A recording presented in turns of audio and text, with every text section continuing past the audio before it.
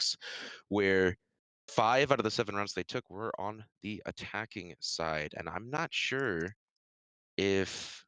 sure if Tidal's ready for that smoke. I'm actually looking at my data here, and I'm incorrect. It looks like that their defense is very strong, but the 3 rounds that they did. I'm sorry, I gotta contradict No, I myself. mean, Sorry, I gotta provide the correct information.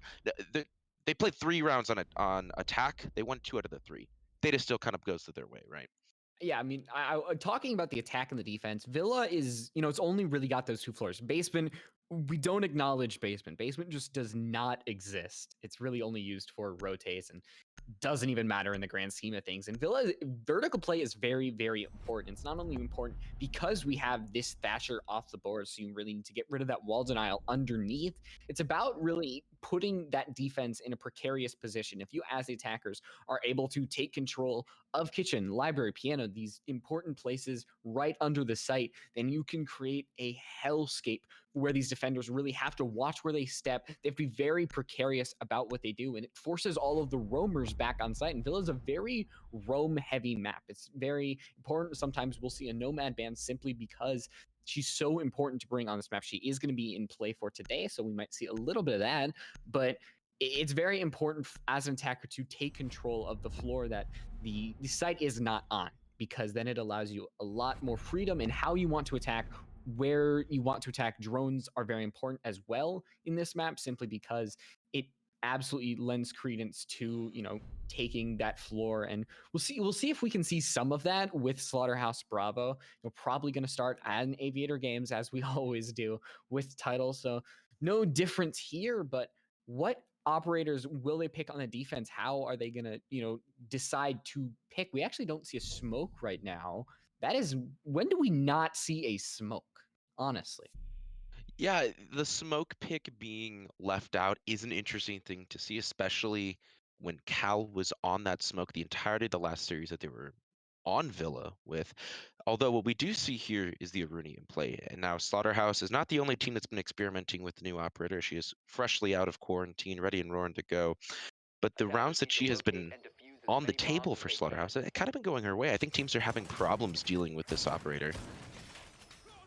Yeah, Aruni, she's got a lot of problems. She creates so many problems for that offensive team. She has that passive ability where, she's able to create holes in anywhere she punches, and that can create some really crazy lines of sight that come out from really creative types of play. She also has the P10 Roni, a gun that can be a headshot machine. Now, she doesn't have access to the 1.5 that Mossy does, but she still has access to, that Vertex site, with Vertex site, which is a really, really good site. And those Surrey gates, which deny utility, force these attackers to really choose what utility they want to get rid of, or if they want to risk their health, letting these defenders know that somebody is around here. So she has a lot of variance as an operator, and we see her a lot when doors are involved with the site, like Aviator and Games, when you have those two doors that are right across from each other in study and landing. So her coming onto the site, especially with the side of a castle and a mute, you just see this synergy that really, really works well together. And it creates a situation where Slaughterhouse Bravo really has to get creative with how they attack this. Another thing that I really like from looking at Tidal's lineup currently is just seeing how much denial of space that they're going for here. It doesn't really matter for Dr. Sam, however, as he's just going to be taken down all the way downstairs in China. That's going to be an opening frag going the way of Slaughterhouse, and this attack is coming off to a very good start.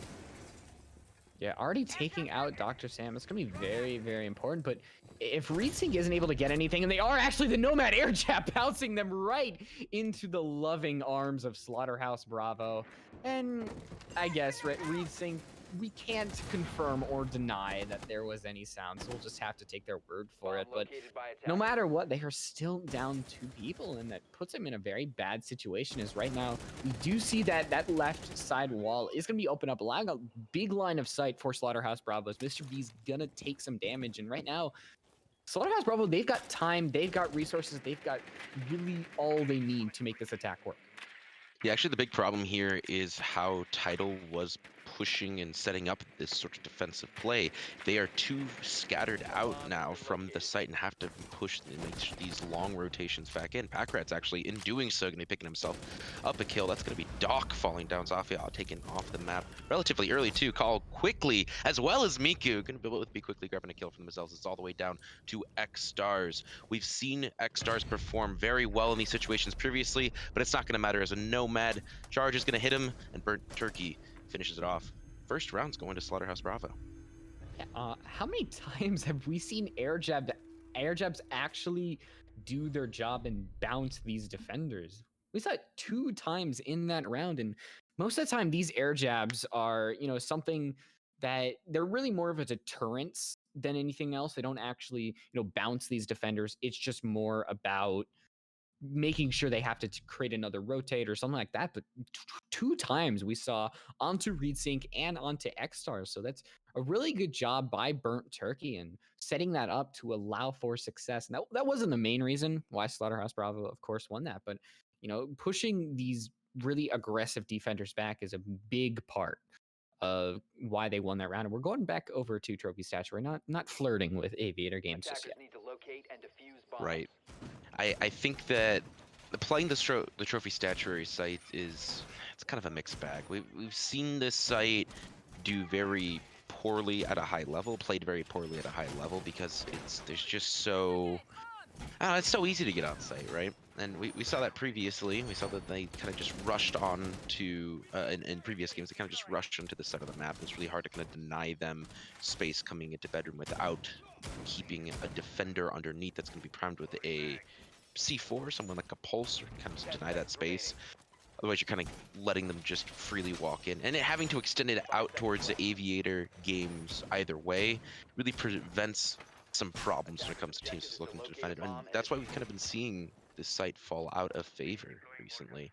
And I kind of have to agree with it. Honestly, it doesn't really lend itself to a very defender-sided site as a whole. Yeah, you really have that one wall. And once that opens, it makes it so attacking seems a little bit easy simply because you have control of the entire site of that rotate from Astro. So that wall is very, very important. We saw Slaughterhouse, they were able to really get that open super easy with, they still had a lot of time in the bag. So that wall is very, very important. We're still seeing Mr. B, the same Kaid and everything else, but what we don't see is we don't see Tidal being as aggressive with their roam, and I think that's probably going to be for the best here. And he's going to be feeling that one in the morning. Packrat taking his head clean off. Slothy is unfortunately down here, and that's a couple frag grenades that's going to be dying in his pocket as well. I mean, the great shot, the UMP, it does have statistically one of the worst guns in the game, but it does have that 1.5, and it's still able to hit head. So Packrat doing a great job with that. Only one on Tidal to actually get a kill so far, and they do have the man advantage here. They do have about a minute 40, and as you can see in front of you, that wall is opened up. So Slaughterhouse, I think they're once again using the time that they've given themselves, just like last round. They're able to drone, able to be very, very careful in how they want to attack this, and that's actually a really, really good thing to have as an attacker.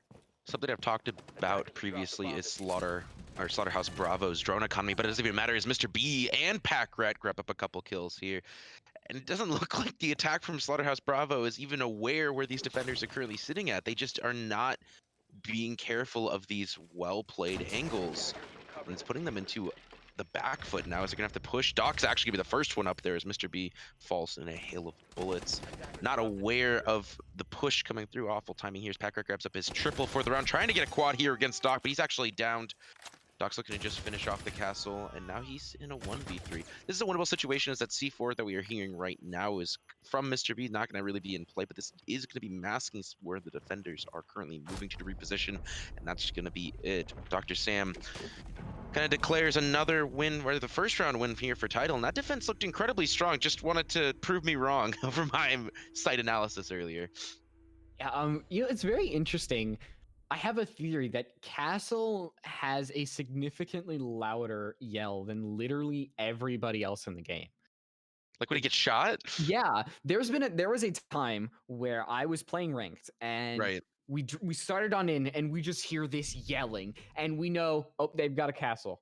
Literally from outside the site, on our drones, Castle has the strongest vocal cords of anybody in Rainbow Six. Like, Little do you I have to know, be, I have to be, I can't be the only one who thinks this. no, little do you know, he's actually an opera singer is his background, and that's what really Ah, makes him qualified for the Rainbow Six team. Yeah, no, most of them are really theater kids at heart. they just got guns, and it was all downhill from there. That's why we don't give theater kids guns at the very least. Going to round 3 here, we're going to be seeing a run it back as Tidal is now, after right off of their victory at Trophy Saturate, going to try Aviator Games yet again. Bringing in Echo this time, and I do like the sort of change up of also implementing the smoke here. I know we were kind of a little bit surprised to not see smoke being brought previously, and oh, I'm liking this. Mr. B having to be a little bit more creative with these yokai drone placements, as it's no longer invisible. Yeah, I mean, a lot of people didn't like that Echo change. They thought that, Echo's gonna his pick rate is absolutely going to drop, but I think it changed Echo really for the better. It made it so you can't just put your drone out there, and if they don't really bring an IQ, then the attacking team is just screwed. But it makes it so Echo really has to be smart with these yokai drones, place them in unconventional spots, a little bit of what Valkyrie has. And he's still got that sonic blast, so he still has to be very careful with what he does. But it makes it so Mr. B, you're able to put it in these situations that these attackers don't expect. He's still got that deployable shield, which is very, very impactful with those slits. And he's got the MP5 SD, which is, it's still a really, really good gun, silenced or not. Yeah, and he's a very strong operator. We've been seeing him a lot more, actually, even though the nerf has come in, just with that shield that you were mentioning here. The push is coming from bedroom side, looking to try to get some 90 control here, but it's X-Stars that is holding down the fort in the power position here on 90. Rest of the team for the defenders of Tidal does not seem to really be looking to have a huge, heavy roam presence off of site, and that seems to go to their benefit here as Dr. Sam gets the first kill off of Miku, and that's the ace down incredibly early as well. Yeah, losing your hard breach like that, it's a big hindrance on the rest of the round, and it means you really have to change what you do. And was that a kill all the way from? Wow, really? It I, must I'm have. I'm Wow. guessing that they might have had some info, because that's a very, very aggressive play by Dr. Sam and getting that. Oh no, we do see right there shooting through that window and taking advantage of a little not aware of their surroundings. Miku for sure is. That doesn't. I'm not Master Yoda, but I swear I'm Yeah. not Yoda.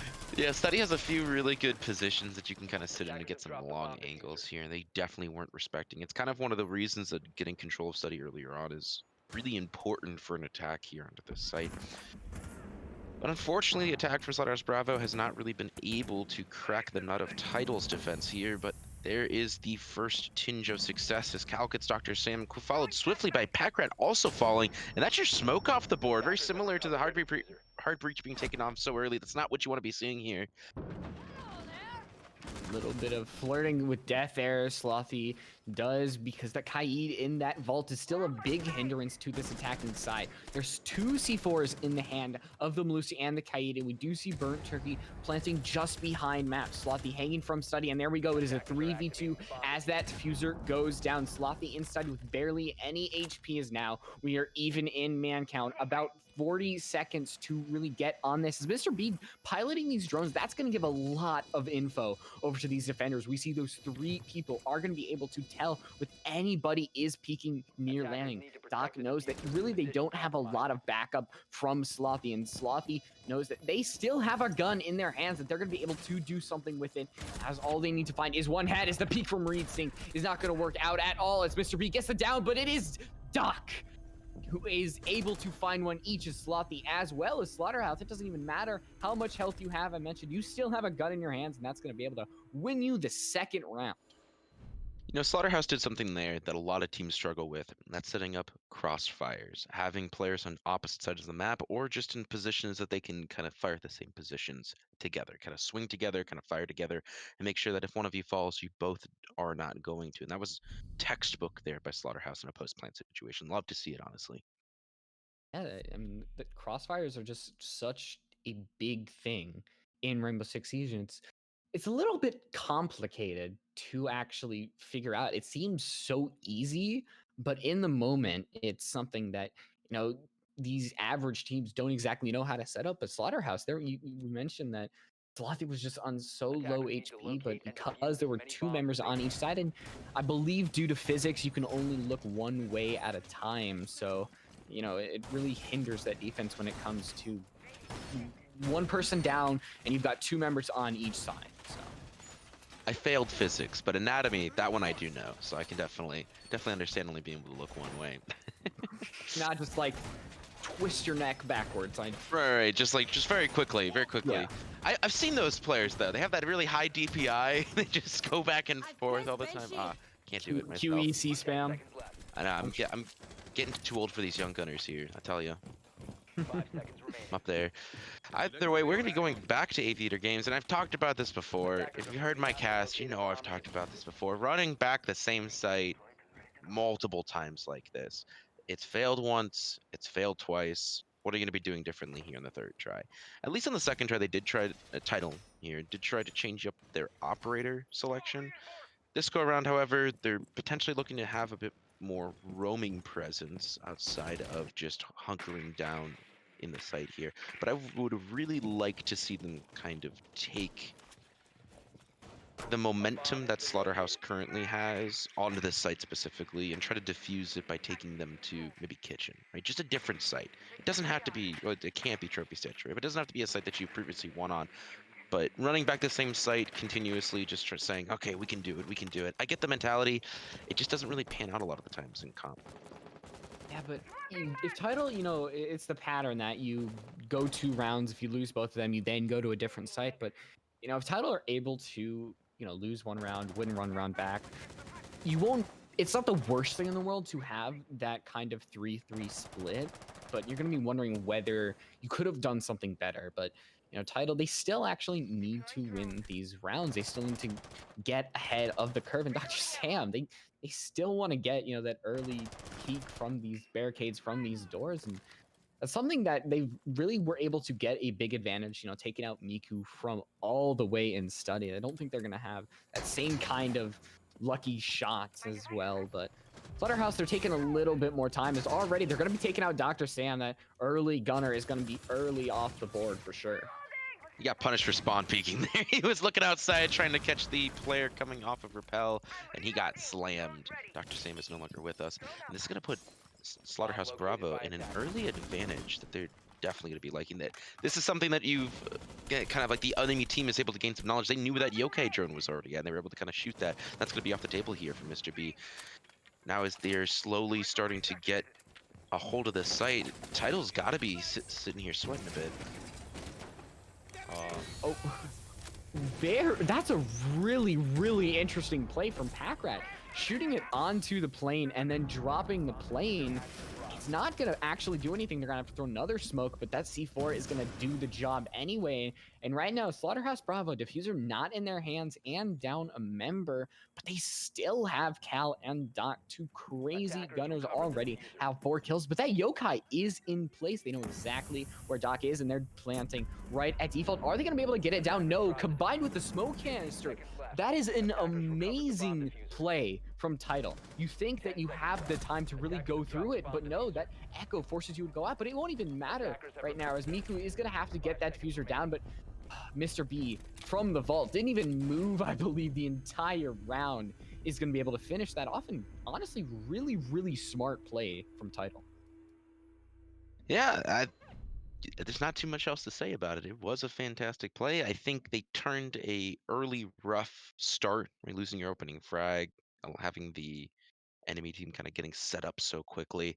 They turned that rough start into a very successful win as they created this more stonewall defense strategy, utilizing the Echo Yokai drones and the smoke babes coming out from the smoke to crazy usages. Like I am, I've never even considered the just dropping the smoke on them from the plane. That's really funny to see. We are going to be running it back to trophy stature, it looks like, and we're going to be continuing only seeing 2 sites. Yeah, no love for Kitchen today. No It's a shame. love. It's a shame too. It's a special shame because I absolutely love to see these genius setups that we've been seeing more often on the kitchen side. There's been some, I'd say, ingenious ways that people are starting to look at Memorial as a extension site. So, well, hopefully we'll see that in the future here. I know for a fact Slaughterhouse definitely likes that, but we're not looking at Slaughterhouse defense. We are looking at Titles, who again opting more for this zoned controlling operator lineup that doesn't use smoke, instead trying to deny as much info as possible with mute, which is a little bit interesting to see, honestly. Yeah, I mean, we saw the impact that the smoke had last round. I mean, you throwing it right to default, able to absolutely confirm it with the echo. And while you might not have that same kind of synergy due to the geometry of the site, it is, could you lose something else, possibly a shield of the Goyo for a smoke? Goyo does have two shields and you are able to blow them, but smoke still has a shield. So it's are they really using Goyo to the best of his ability, or could you transfer over to a smoke?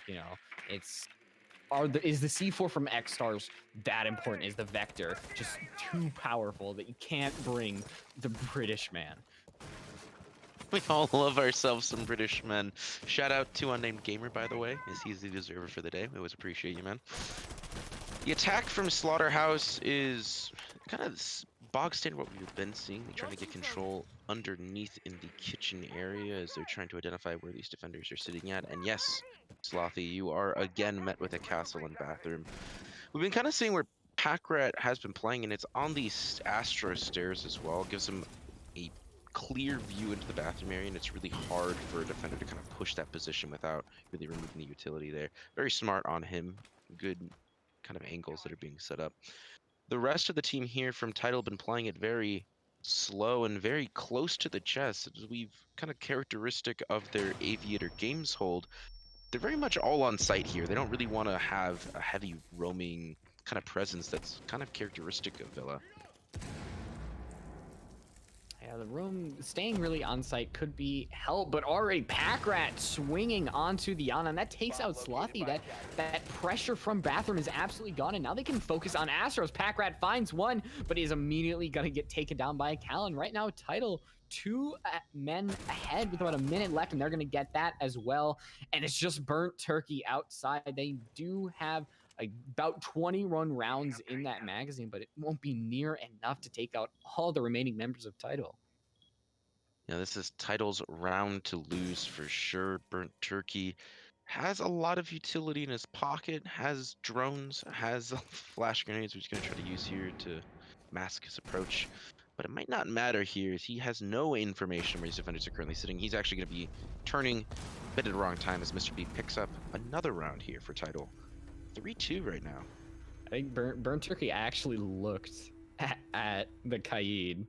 We saw there's no Ember Rise clothing this time around, so they can't really blame that on the uniform. But it just happens sometimes. Sometimes you get used to things so much that it just doesn't mean anything to you. Or so looking away, that's Burnt Turkey. Slaughterhouse definitely still have a chance at evening this up. We actually get to go down to Kitchen, Booker. Wow. There's more sites. There's more sites. It's Wow. crazy. It's crazy how that is. They were bringing the Aruni here as well, which is very interesting. Title is loving Aruni currently, and I can't blame them. You were kind of singing Aruni's praises earlier, and I really do like to see the operator utilizing some creative ways. There's a lot of things that can be done with her melee attack, for instance, that I think teams have been really experimenting with. Her ability, especially there are certain times post plant where Aruni can really use that passive that she gets, busting open hatches that really aren't a preference for either these attackers or defenders, so they're just left open. She can use that to get a creative approach. She can create rotates mid-round just to just crawl on through, that 4 holes that are just able to punch a hole on through. And I really like Aruni. Like, not as her, not Yeah, that's even always just, good. not even just as a competitive operator. She's a very fun operator to play, and she brings a lot to the board it's very exciting to see. For sure. Always love to see some new design space being experimented here by Ubisoft. This setup that Tidal is using is really it's kind of a variation of what they were pushing to use last time against Windstorm. I think they went back to the drawing board. Again, smoke not being utilized, but their last lineup on a kitchen defense hold, which they had problems with, so I think this is kind of a redesign, well needed. Utilized a mute, a smoke, and a Mozzie, as well as the Jaeger Malusi. More info denial, a little bit of space denial, but really just having smoke is just such a powerful operator, as we keep talking about. Switching out the smoke, switching out the Mozzie here for the Aruni Pulse adds more flexibility to the lineup, I would say, when it comes to space denial, right? As well as the info gathering. Mozzie is worse in this situation than Pulse, it seems. It seems at the very least that Tidal thinks that. So it's nice to see Mr. B bringing out someone who doesn't get a lot of love outside of Consulate and Villa, honestly. I swear I don't see him as much as I think I should. Yeah, Pulse, you know, he just has that UMP that doesn't really get much love. And oh no, I think the Selma canister was able to be shot, and ooh, they're finally gonna find out where those rogue firings came from. And the smoke canister actually gonna be able to mask the Selma. So interesting play coming out from Mika. They are out of Selmas, but they do have one smoke canister. Really wanting to, you know, utilize those while Ace still has them. But it seems that Slaughterhouse are not really going for more vertical play. They're just wanting to take this site head on. Right, and we've seen more of a one-sided attack as well, a relatively linear attack from their previous strategies, besides just getting control underneath. And I don't hate it so far, but how they've been playing it, kind of taking the map a section at a time together. Oh, but it's gonna be pretty good for them to start off with as Dr. Sam again opening frag. This has got to be at least a couple times here that Dr. Sam has been the first one to fall. He's not been providing as much impact for the team as I think he was hoping for. There's another down here as Cal grabs one and a second here. Mr. B is gonna go down as well, and it's really Doc finishing it up. The flawless round for Slaughterhouse Bravo, and I think I understand why they didn't want to go to kitchen dining here, Light Rose. Yeah, just because there are more sites available doesn't mean you should use them. That is definitely the Tidal way. But now Tidal going to be on that attacking side, and 3-3 split. I mentioned that it wasn't the worst thing in the world for Tidal, but you know, Villa, it is a little bit different than these maps. You know, some will say it's more attacker sided, some will say it's more defender sided. I think the verdict is still out on who gets the natural advantage. It's really up to these teams, how they play, and really what they do in the round that can really decide how the map is advantageous to any of these sides. But we're actually seeing a smoke play. It's crazy. You I've know, never seen this operator before in my life, I swear. one of the most played operators actually getting very, very little playtime on the side of Tidal. So will they actually be able to use that to their advantage? I guess we'll have to see. Only time will tell here. Something that I do have though is some hard statistics because we do keep track, I think. Hard stats of looking at both of these teams attacking and defending rounds, kind of as they switch here. Previously, when Tidal was up against Windstorm, we've been talking about how they didn't have as good of a time on Villa. Previously, their attack was one of the biggest problems. They brought a very similar lineup. Not quite the same here, as they have elected to not use the Yana this go around, which might be the correct play.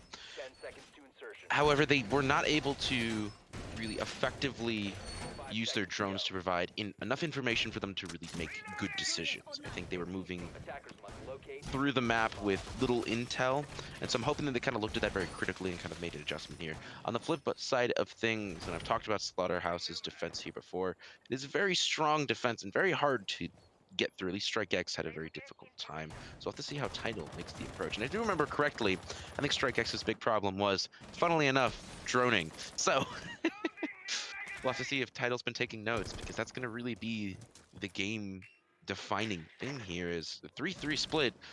It's going to be a little bit of a tough thing to do if you are not having a strong attack.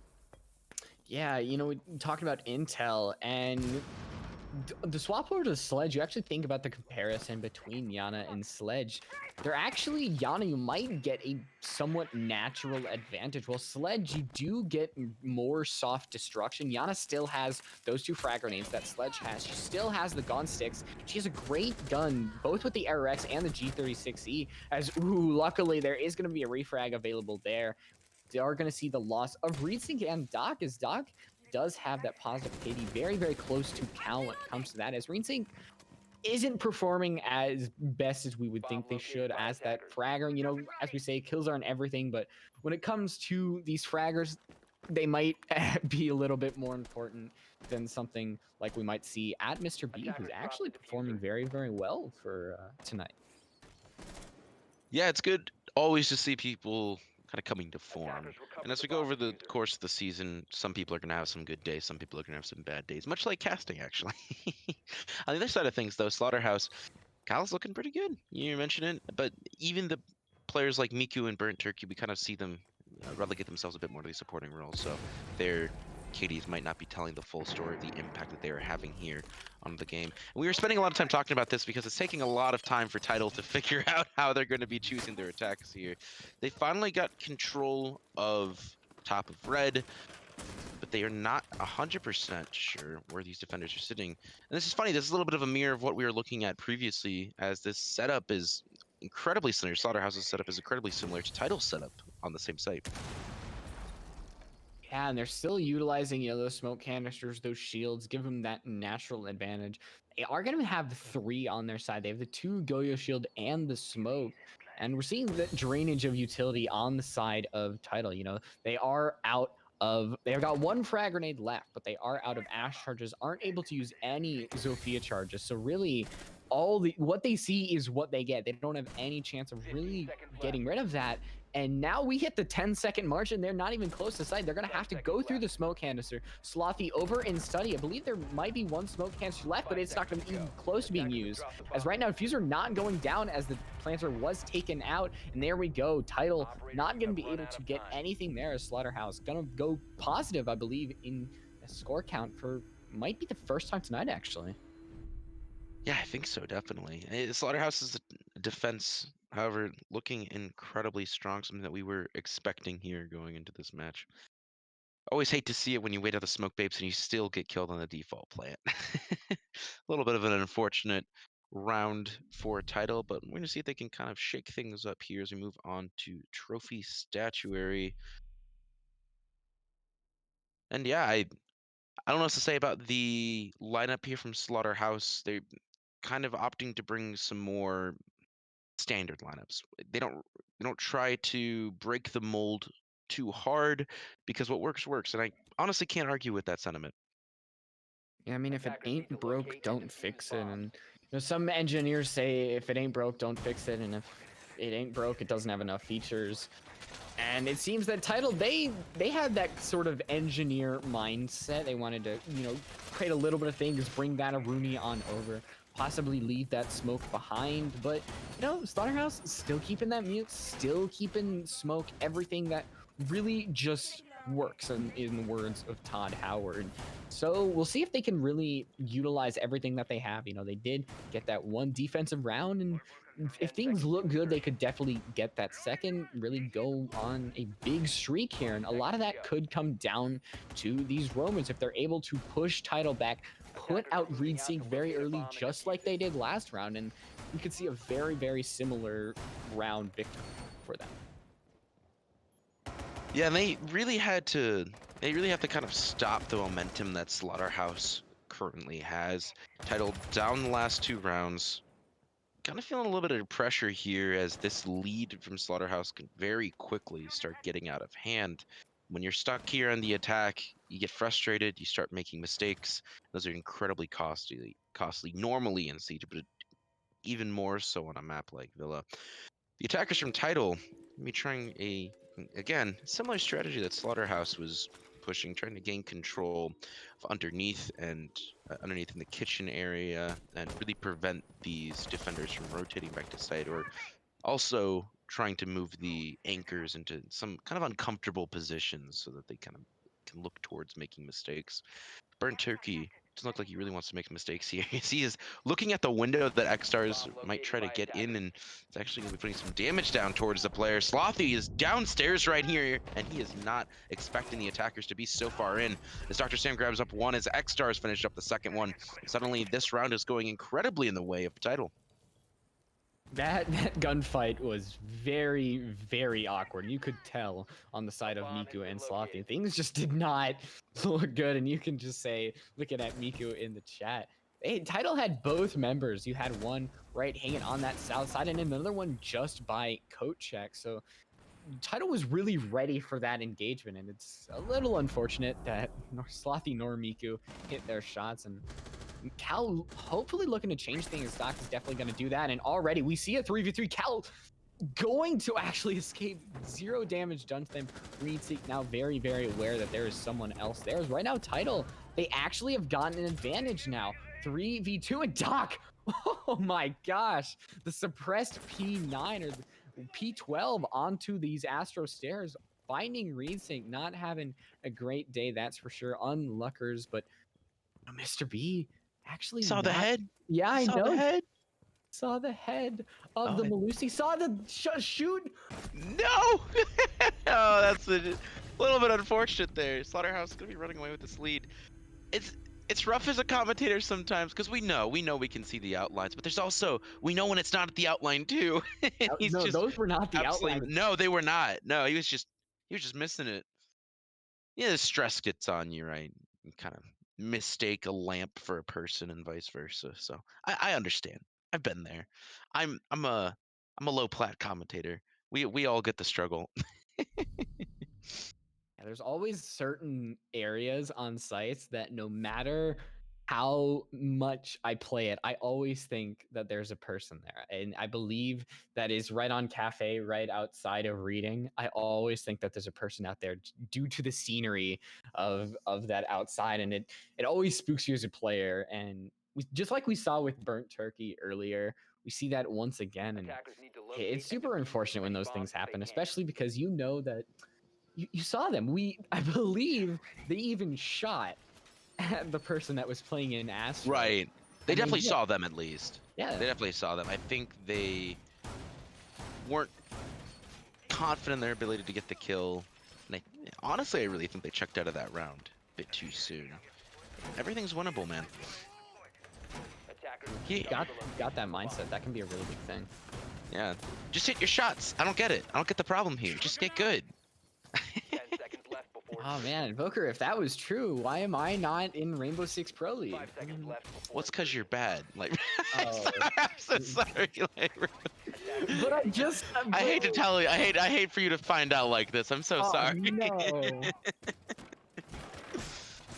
You really do hate to see it. But what I love to see, kitchen dining being held here. In Slaughterhouse, we've seen their kitchen dining holds previously, and it did go well for them. They have brought a pulse beforehand, and we're not really seeing the pulse this go around, instead opting to bring the smoke, which, again, going for these more standard lineups is never a bad thing there. But we're going to see a little bit of a rush here. Stock is brought down very quickly. Recent grabs someone up for himself. Getting the refrag here. Burnt Turkey grabs one for himself. X-Stars downs Burnt Turkey as Miku grabs up another kill, and Reedsink takes down Sloth. We're now stuck in a 2v2 situation as the dust begins to settle. And the attackers here now kind of a little bit of a loss. They're not sure where Slaughterhouse is currently sitting at all. Miko is going to be downed in rotation. Does have control to the diffuser here, although Cal swings and a miss as Recent grabs up yet another round for himself. Round 9 goes to Tidal, and that was a little bit of a steamer right there. Yeah, that was really a little bit of let's just throw a bunch of people onto a site and see what happens. That literally just seemed like had nothing to do with the coherence of the site. Everybody just wanted to get kills, and Tidal in the end came away with that advantage, and they're keeping it. They're keeping it just within reach. Slaughterhouse only one round ahead, going back over to Aviator and Games. This was a site that they really had control of. So if these sites reset and we see them really stay par with the course, then this should be their match. But Tidal, we just saw last round they did win their ones, and that's a very important thing when it comes down to it, is just winning those gunfights. Are Tidal warmed up and ready is the question. Something that's a little bit funny about that specific round is, if you'll remember from watching Slaughterhouse's previous match up against StrikeX, they did just rush onto that site. There is a wall that you can break in the garage that puts you onto the stairs that lead to the basement and right up through the pantry. And they kind of all stacked onto each other and just rushed on the site here. Really won the round out from Strike X. They just did not expect it. And it's very funny to see Tidal use a similar strategy here on Kitchen Dining to really take a round here up against Slaughterhouse. A little bit ironic, right? Doing a little bit of VOD review. Attackers are moving out to locate a bomb and defuse You it. know, just waiting for everything to really come together. As right now, Tidal, it's definitely not out of reach. I mean, if they're able to take Villa, then we're going on a map that everybody knows that they can play on. They once again 7-0'd on Cafe. And if they're once again able to claim here, oh, the drone gonna be able to find Doc. Man, Doc really, really wants these early kills. They're being very aggressive, and it I don't know if it's had a net positive, to be honest. Like last round, we saw those early engagements, but then again, everybody just seemed to be really, really aggressive with things. But right now, I think Tidal being a little bit more passive with things, but still keeping that aggressive almost. Ooh, Cal with that peek on Dr. Sam, and there we go, Slaughterhouse getting that advantage once again. He's gonna feel that one in the morning for sure. Dr. Sam, the third one that I have noticed where he is the first one taken out without a refrag. His cost score going down the tubes currently, and Dr. Sam just gotta be a little bit more careful, I would say, about how he's looking to push these angles. It's just incredibly aggressive, and he's gotten punished for it a few times here. The attack from Slaughterhouse, however, or the attack from Tidal, sorry, however, is going about, I would say, about as expectedly as you're looking, as you would expect here. They got the roamers push back, were able to grab a kill, or actually lost a player as well. Although they still seem to be well coordinated into setting up the execution here, but they're gonna have to really be careful of Burnt Turkey. He wasted so much time on this aviator door, on this map's door, last time, and he just really denied them any sort of, let's say, foothold into the site. They just gotta really be careful of him, because he's even setting up yet another shield here. I think he still had it in his pocket. No, he actually picked it up and re-put it down, and Rinsink fired at Burnt Turkey. So I think very, very lucky they didn't get an easy kill title. But oh, Doc actually, his barrel attachment's actually gonna peek out. And oh, I actually thought Slothy was a member of Tidal and they weren't taking that. But Tidal, ooh, not gonna be able to win that engagement. Slothy gonna have to run back, and something you want back is right now Slaughterhouse still getting the advantage as Miku's able to take out X stars, and Doc having that engagement. They do have Slothy in the back. We talked about crossfires earlier, and Slaughterhouse seemed to have control of those crossfires, as it's just Mr. B and Reedsync left to keep Slaughterhouse from going all the way, and we're close to a flawless round right here. Yeah, this execution here from Tidal needs a lot of work when it comes to this site, as Mr. B's going to try to rotate, gets taken down by Cal. Slaughterhouse again increasing their lead by another round. And it's looking a little bit rough for Tidal here, as they need to make some adjustments when it comes to the speed of their execution. That can come down to a lot of things. It could come down to individual play, but more often than not, I think it comes a lot down to drone economy, drone usage, how you are going to choosing your avenues of getting into the map and getting control of the map by the information that's presented. And I think they're instead opting more for brute forcing their way into let's say, an easier on paper way of getting onto the site, which is this, or getting onto the map, which this way is coming through master side, instead of really identifying the defenses that they've come up against multiple times now on aviator games and seeing where these holes can be exploited. And another thing Defenders, about protect your kind bombs of from being taking your defused by time attackers. and being very cautious is Slaughterhouse. I think they're a little bit impatient. We've already seen that they're very aggressive with how they play. And if Tidal's really taking their time, droning out, Slaughterhouse is going to get antsy, and they have the gun skill to really back up their impatientness. They can push on forward. We saw some great play from Cal, from Doc. Already look at Cal, 13-5, and nobody on the side of Tidal is. Pack Rat is the closest that we see to getting that double-digit margin, but even then, they still have more deaths than kills, and that's It's pretty unfortunate when it comes to fragging, but you 5 still see seconds left. Tidal still have 4 rounds on the board. This definitely is not a steamroll by Attackers are moving out any to locate a measure. bomb So and defuse it. statistics might not really tell the true tale of this match, but it's not over. The book is not closed. There's many left to be written right now. As Tidal, they have an attack. They have to go through trophy and statuary with it. Is a site that they have a chance of winning through. They have to be very cautious in how they engage here, though.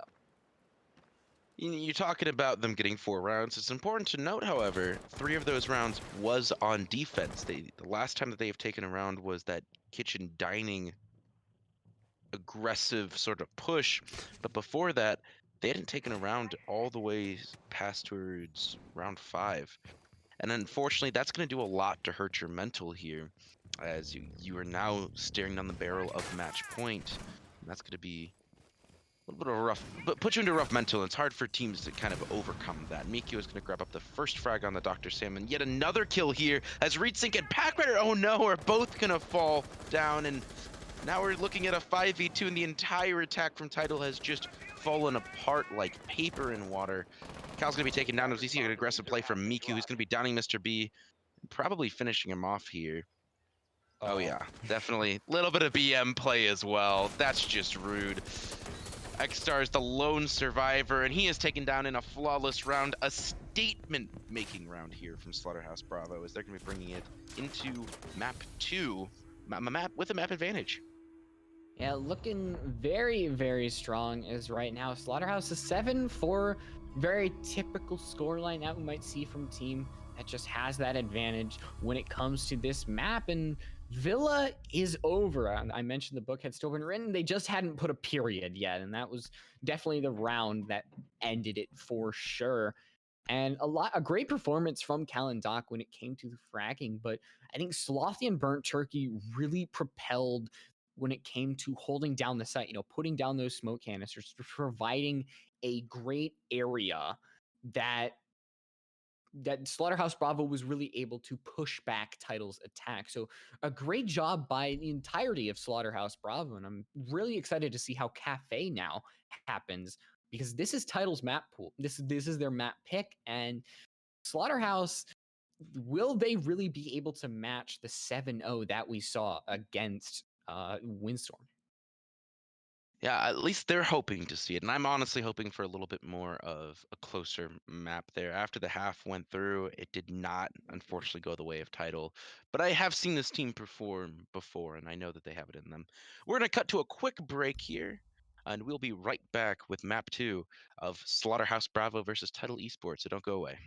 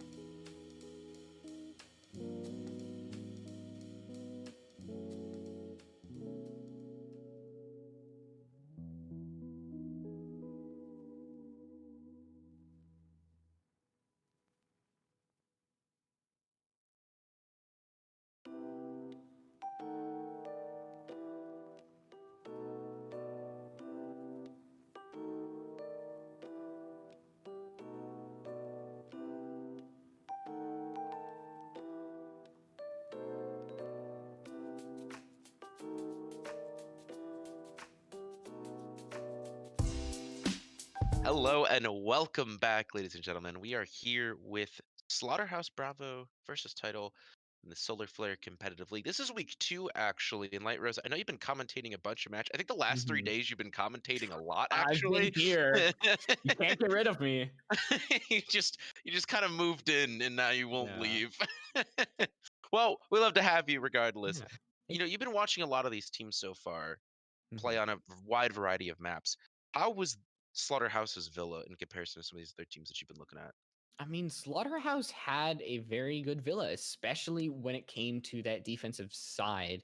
Now, their attack could leave a little bit to be desired. I mean, we saw that, they were only able to grab 3. I mean, that's still pretty good, but in terms of everything, that they did a decent job on Villa getting that 7-4.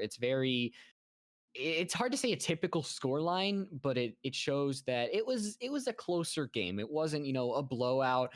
There was back and forth, but I think you mentioned earlier that 3 of those 4 were actually on defense. And I going on to Cafe now, defense is going to be a very big thing. Is Title's actually going to be going on that attack first, and that could change a lot of things. And I'm actually, I'm blocked by the Title logo. Yeah, you don't want to see my face, but it's going to be a very big thing. Is the bands might really tell a story. Nomad had a really big impact, especially earlier in that match. So will she go off the board? Will we see an Ace, Habana off the board as well as Ace? He's still pretty strong. He's gonna lose a lot in this upcoming patch, but still want to take advantage of him while they can. Title's probably going to be taking Ace and Valkyrie off the table only because that's kind of their MO so far, especially on Cafe. You've been talking about the strength of Ace, and they really need to do something with it. But he is going to be losing his smokes at the very least, so maybe that's going to prevent him being banned more from Title as they very quickly take him off of the table here. And yeah, Thatcher Ace, the dynamic duo of bands on attack. Yeah. I mean, usually there's only one possible different ban sometimes and it's that attacking side. On that defensive side, Mirror and Valkyrie. Like, I don't want to give a hard statistic. I'm just going to say 80% of the time, don't quote me on that, Mirror Valkyrie off the board. And Thatcher's almost always banned when it comes to attack. So you've really got one band that you can really work with. You can, it's usually a Nomad, possibly a Maverick on certain maps, Ace, something like that. And wow, I must be a prophet. Or because Mira and Valkyrie are going to be banned on that defensive side. So Slaughterhouse, gonna be starting that out, gonna be lacking the cameras. But you know what? We saw Echo. We saw a lot of Echo. Not a lot of Echo. We saw Echo being used very, very much, very, very well on the side of Tidal. And I'm a little disappointed that we actually didn't see more of them simply because it worked a lot. It worked really, really well, especially when they used him. But no Echo on the side of Slaughterhouse Bravo. They're going to stick with their guns, that same old, both the SAS brothers, that Malusi Jaeger and Aruni. On the side of Tidal, going to be going with that Habana. Thermite, sadly, as influential as he has been throughout the years, he's really been relegated to the bench. And it's very sad because he's got that great gun of the 5.56. It may not have a great rate of fire, but it's Attackers need to consistent. And locate that and defuse consistency bombs. is great, but sadly, type 89 overall, some may say. Type it. Some may in fact say that. For sure. I don't know if you took a look at the 6 picks here, but we did see a 6 pick of Cal going out to that Maestro, and a 6 pick from Reed Sink, I think, that going on to the Yana. And yeah, we've talked about Yana extensively beforehand. The option to have more frag grenades on the table in conjunction with Sledge, incredibly strong, especially in a site like Cafe. You get control of mining, you control just the second floor in general, the reading, and suddenly you're just raining down explosives onto these defenders here and really making it hell for the anchors that are sitting in sight. I'm liking the setup here from Tidal or from Slaughterhouse. This is more of an extended hold where you're going to have a shield and an operator dedicated into the Christmas area as well as holding upstairs as Doc chooses to be the player to take up this aggressive position up top along with Slothy. Both of them are going to try to make Tidal not, try not to give away this top floor to Tidal for free. They really want to make them fight for it a bit more. Look at all that dedication to that top floor. They've got a pre-play C4 right outside. And Miku gonna be putting up a C4 to the hatch, and it's actually gonna get detonated. Nobody's gonna be there. It's something that, you know, could have a lot of reward, but you do lose a C4, a very influential tool. And Pack Rat, I think they might hear that C4 right outside of, you know, that soft wall. So just backing up just a little bit. Is it actually still there? And no, it's actually not. I believe it. Did it get picked up? I don't know what It happened. must have gotten. They didn't shoot through it. It doesn't look like so. Yeah, but Must have gotten Slothy picked actually up. doesn't still have it in their pocket. So Oh, must have got chucked then. Well, free utility then for Tidal. They're feeling pretty good about themselves, not losing any operators and gaining top floor control. And now putting damage on a Doc on top of that. Their beginning's going pretty well as Doc is going to be the first one to fall here from Pack Rat. Nice shots from the Nomad, who actually provides a second for himself as Miku is going to be falling as well. Staring down the barrels of a 3v5 going into the second half of this round. starting off very, very good as that takes out Doc, who had a monster map earlier. And you've still got Slothy, Burnt Turkey, and Cal, but no C4. You got 2 smoke canisters as we're just about close to hitting that 1 minute margin. But right now, Tidal, they're really setting up their attack here because here, those X-Kairos being detonated. There's still 4 frag grenades on the side of Tidal. They still have 6 drones, 7 actually, that they can be able to use. So things are really, really lining up for Tidal right here. They have the man advantage. They have the utility. They've got everything they need to push it forward. It just makes sure that they really don't blow the lead that they have here. But Slothy gonna be able to find one of Dr. Sam, and the Sledge being ready to be able to get that refrag. As there we go, Slothy with a great shot onto X-Stars. They're gonna be able to find the third as well. Slothy triple kill and immediately swinging the momentum of the round as another one wants to engage onto Slothy. It's the low HP battle. It's Pack Rat versus Slothy, both of them having a good amount of kills in this round, but which one is going to be able to find this advantage? It could really change things out, especially as Burnt Turkey is now entered, and there we go, Slothy with the quad kill, and they are looking hungry for again. It's the 1v1, the ace on the line for Slothy. Diffuser going down, but there's so many holes in the floor that Slothy look for none of them onto the diffuser. There we go, 40 seconds, the air jab going on to Slothy. Low HP on either sides, but 3 flashbangs on the side of Mr. B. They can use it. The red pings are coming out. Information possibly given over to the side of Slaughterhouse. We see Slothy going on to the diffuser. They're going to go halfway, and they're going to go right back off of it as they do hear the red ping is going to give, and that's going to give massive information away. And sadly, no. Slothy, the clutch ace is not going to happen as Tidal win their first round on Cafe.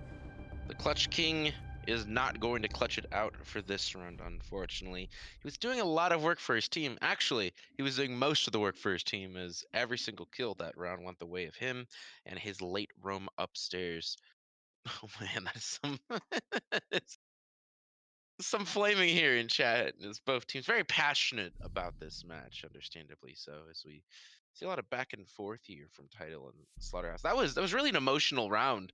Truthfully, we see Tidal get the early lead. We see Slaughterhouse try to bring it back, and Tidal in the end actually get it there from the very successful shots of Mr. B. We're going to be moving into round 2 as Kitchen is again chosen as the site of choice here for Slaughterhouse. Looking to try to get a repeat, except this round, hoping to probably get a win on it. Probably not looking to lose again. And what do you really think they need to adjust in their lineup, you think? Or their setup here at Light Rose if they're looking to successfully secure this position? They could have stuck the plant. They could have stuck. Oh, that's true. That's true. Good point. Out of everything, that is the one thing that you only need to change, is that Slothy actually probably could have stuck onto that diffuse. They were halfway there. They only needed 3 more seconds. And by the time that Mr. B would have gone on there, it would have been very, very close. And you know, it's something that you can think about. But when it comes to overall lineup changes, probably don't waste so much utility early on. You know, I think the C4s, they were just trying to get an early advantage, you know, that round 1 surprise factor. Tidal just hadn't woken up yet, I guess, to that Russian synth music that constantly plays on Cafe. We all know what I'm talking about. And I think they're going to be a little bit more conservative with their utility play. But, you know, we do see one person up on that first floor. That is Slothy. They had a great, but no, they're gonna actually, they're going to do the same thing. And it's not going to work out. They are doing the same thing, and interesting play from Slothy that they're choosing to once again commit that early utility for nothing. I think the thought process, you really hit it on nail right on the head there. I think the thought process is we need to get an early advantage here, really kind of stifle their attack and force them to look at different avenues for assaulting the site. But it has not worked out. On the bright side, they haven't used 2C4 for the same strategy here. So there is a little bit of adjustments at the very least. That C4 is still sitting in the pocket of Miku. Miku, of course, has backed away, as well as Slothy. They're actually down to the second floor here, not looking to deal with any of the attackers. And it's actually been Miku to drop down, leaving Slothy all by his lonesome on the Malusi sitting here by pillars in his position. Has been given away. He needs to be careful here as he runs into dining and into the gunfire, the welcoming embrace of Pack Rat. Again, getting an opening in frag, and this time it's going to be both roamers that are taken down in the early action stages of this map.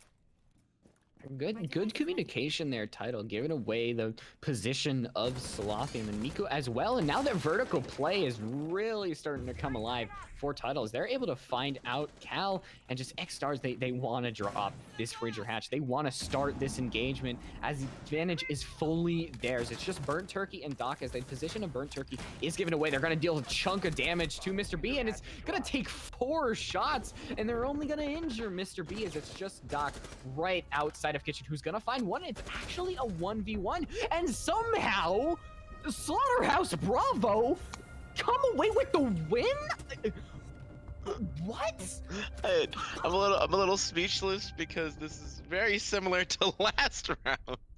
Just these teams are very scrappy right now. They are looking for the wins any possible way that they can, and it is leading them to make a few mistakes as they're not being as cautious as I think they should be playing here. We're gonna be moving to a bar cocktail hold after that amazing performance here by Burnt Turkey, actually. Or it wasn't Burnt Turkey, it was Doc. Yeah, but It that was was Doc. Sorry, Doc. You did a great job, my dude. that was a 5v2, and they had the position of Burnt Turkey given away. It took 4 shots to down Doc, and just I don't understand how you lose that round. Well, I think I know how. Please explain it to me, Booker. It's when you don't swing at the same time, and similar to teams not being able to set up crossfires effectively. There's a lot of teams that have problems coordinating a proper swing. Right, I'm gonna swing left, you swing right, 3, 2, 1, go. Because as you saw, what Tidal presented Doc with was multiple 1v1s, which Doc had to win. It's significantly easier to win 1v1s than it is to win 1v3s. So there it is. There's the analysis of that specific round. That just seemed like the easiest round for Tidal, if I'm being honest, that they gave themselves so many advantages and just out the window. So we're gonna toss it out there and it's gonna shatter into a million pieces and just... Well, it happens when you get stressed, right? When this is a stressful situation in the last few seconds, the midnight, the twilight round, or twilight hour of the round. And some teams kind of flub. And I've seen this from a lot of different teams. And it's perfectly reasonable. You know, stress kind of gets to you here. But if Tidal really wants to win and really wants to make as much of a statement against Slaughterhouse that they did against Windstorm, they cannot have that happen. They can't doubt themselves. They have to really commit to these attacks and kind of commit to coordinating with each other. And I'm liking this early start here, grabbing a lot of information where these defenders are sitting. And with that Yana on the table, it is able to provide a significant amount of information that would not normally be available. Yeah, information is power, and right now we just see the amount of information that Tidal really are able to gain with these drones, with these Yana clones, and Slothy gonna take a lot of damage, I believe, actually, from their own Goyo shield. You just see that in the bathroom. It's still smoldering, but Tidal, they've gotten through 1 defense, but they still have to get through 1, and oh no, you heard it. We all heard it, the 1 tap from Pack Rat. That takes out Cal. It's just really one member less. Lothy gonna try to retake the position, but I don't know if they really want to get through. They know they've been spotted out, so they have to back on up. Slothy is the only one member. As Miku's gonna be able to find another one onto Dr. Sam, so it is a 4v4 as we're getting closer to that 60 seconds. Yeah, Tidal playing this round a little bit better, a little bit more conservatively. I do like to see it. However, and this is something that a lot of teams quickly find issue with when they play on Cafe. The side of the map that they're currently on doesn't really give them anything, right? They have not gained much ground onto the site, onto trying to get a plant down, because there's still these very long angles that defenders from Slaughterhouse are playing and forcing Tidal to run out into the open. They really need to bully themselves in. Just taking pixel is not enough at times. So Restink finds out as the smoke bait comes his way here. He can't even get inside of the freezer here, but Packrat is going to find a kill on the dock. Going to be downing the Jaeger, putting Tidal into the man advantage, something they've sorely been missing. Utility being deployed from Tidal there as we're getting to these crunch hours, and automatically it's suddenly Slothy versus the world. We've seen crazier things happen, but it's not gonna amount to anything as Tidal. There we go, taking their time a lot more, and just they won that out very definitively. 4v0 actually, finishing that round with a lot more members than last round, that's for sure. Well, I said it after round 2, right? I said that they were playing too aggressively. I said they were playing a little bit too scrappy. They just need to slow it down. And look what happens. They slow it down a bit, and suddenly they're able to turn a small man advantage into a very large one, into a potential round here as they go into round 4 with a round lead. However, it's going to be moving over. Oh, actually, back to Bar Cocktail. Again, on the 3rd floor. And funnily enough, we've been seeing a lot of teams move away from starting off on the Bar Cocktail site. When we're kicking off Cafe, we saw Slaughterhouse start and really stubbornly hold Defenders, onto protect your bombs Kitchen, from being and defused Bar by Cocktail's only attackers. going to be used as a second site here. It's just not the strongest anymore. I think a lot of teams are quickly realizing that. Yeah, Bar, honestly, it's kind of, you honestly kind of want to consider Cigar another part of the site, simply because if you lose Cigar as a defender, especially really early on, you might as well give the round away because it gives so much power available. And now Cigar Shop is really open to them. It can possibly give line of sight from freezer, line of sight to white hallway, and there's so many positions that these attackers can come 5 from seconds left. that you really have to teams dedicate a lot of utility to defending Cigar Shop, and I just gave the reasons why. And it's, if Slaughterhouse can really do a lot more in defending that, you know, making sure that Cal does not get one tapped into oblivion about a minute into the round, they should have a better shot, because we saw, I believe it wasn't really mentioned, but there was a lot of utility denial actually later in the round. We saw these Wamai magnets, we saw Jaeger ADSs, Surya gates. There was so much utility done, and never mind, I guess it's not going to be Cal this time, it's going to be Miku going down. Yeah, Dr. Sam grabs up a very impactful kill for Tidal here, as that's going to be the 4th kill of this entire map so far that has gone the way of Tidal as an opening frag. Every single round they've been able to successfully get the opening frag, regardless of whether or not they're able to transition that into a full round win, doesn't matter. They are able to put Slaughterhouse consistently onto the back foot, and Slaughterhouse has been suffering for it.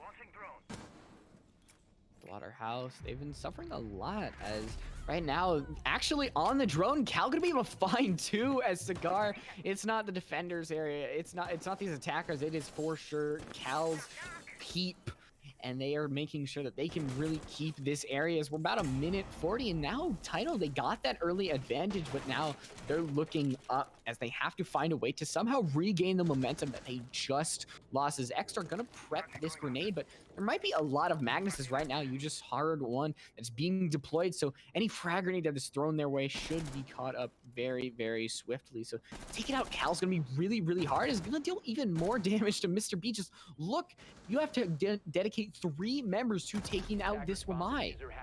Potentially 4 now, as he's able to find a triple for himself, but it is Packrat that's finally able to down the Wamai of Cal there in Christmas. But now Tidal is met with a conundrum. where do they push from? Both their teammates are really segmented from each other, as they still have a Suya gate in between the two of them. And I'm honestly not too sure here.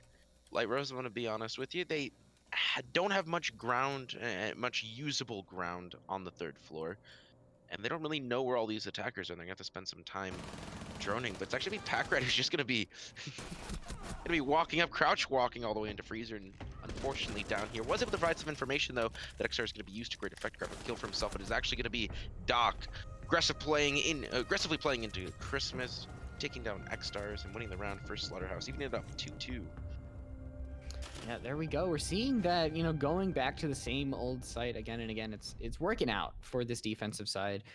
And right now, Tidal, they're not really gaining the advantage that they definitely should from their map pick. From at least what we've seen on this site, Slaughterhouse are definitely here to stay. They're here to pick a fight, go blow for blow. And if we go back down onto Kitchen, this honestly last time was Tidal's site to lose, and they lost it for sure, and that was off the play of Doc and the sloppy rush from Tidal. So will we see that happen again? Because Tidal gaining this advantage, getting this one round, making sure that they at least tie up as we go to the split is going to be a very big thing. Is you don't want to be looking down already a map loss and going down once again to this split on your own map.